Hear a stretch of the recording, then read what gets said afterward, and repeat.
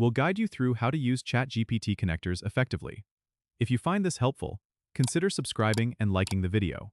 First, open your web browser and head to the OpenAI website. Once you're there, log into your account if you're not already signed in. Now, navigate to the ChatGPT section. You should see a tab labeled Connectors on the main dashboard. Click on that. Connectors are tools designed to link ChatGPT with other applications, allowing for seamless integration and automation. To set up a new connector, click on the Create Connector button.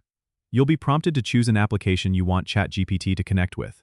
Let's say you want to integrate with Slack. Select Slack from the list, and you will be guided through an authorization process.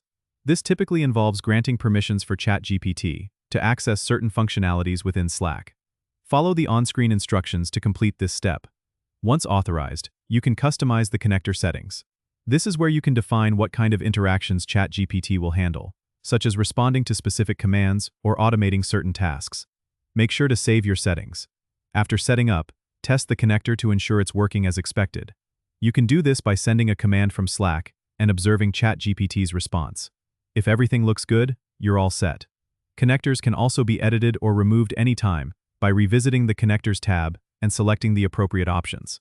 This flexibility allows you to adjust your integrations as your needs evolve. Don't forget to subscribe and comment if this helped you out.